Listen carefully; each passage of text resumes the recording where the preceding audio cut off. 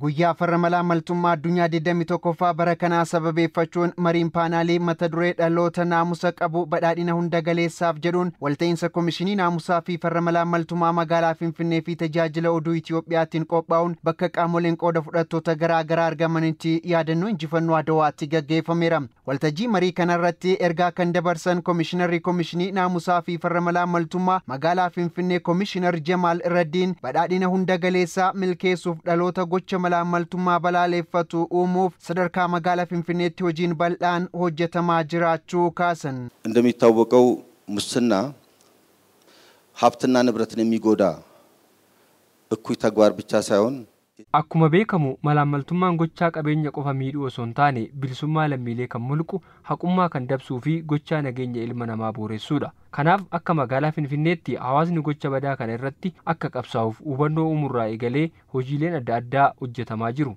Magaalaa fi biyya gocha malaamaltummaa fi hojimaata badaarraa bilisa ta'e ijaaruu keessatti kutaan hawaasaa hundi tumsa irraa eegamu taasisuu akka qabus Komishinar Jamaal Raddii ibsaniiru.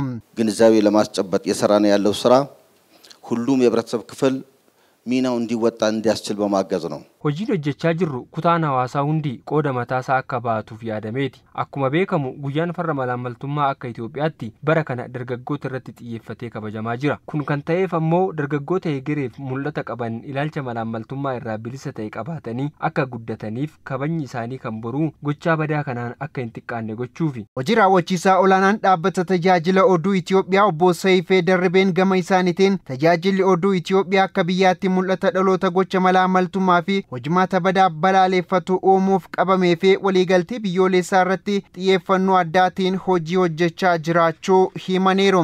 ብሔራዊ መግባባት የመፍጠር የኢትዮጵያን ብሔራዊ ጥቅም በዓለም አቀፍ ደረጃ የማስጠበቅ tajaajilli oduu Itoophiyaa waliigaltee biyyaalessaa uumuu faayidaa biyyaalessaa waltajjii addunyaa irratti eessisuu fi uummata jidduu waliigaltee akka jiraatu gochuu fi itti gaafatamummaa addaa qabu xiyyeeffannoon baachuu fi hojjetaa jira. Gama biraatiin dhaloota gocha malaamaltummaa irraa bilisa ta'e uumuu fi hojii hojjetamu keessatti tajaajilli oduu Itoophiyaa qooda mataa isaa bahataa jira. Keessumaa magaalaa Finfinnee irratti hojiilee adda addaa hojjetaa jira. Waltajjiin kun adeemsa magaalaa fi biyya malaamaltummaa irraa bilisa ta'e uumuu keessatti hawaasni qooda fudhataa akka ta'u fi dhaloonni gocha aadmalee akkanaarraa bilisa ta'e akka guddatuuf wal hubannaa uumuuf kan akeekedha.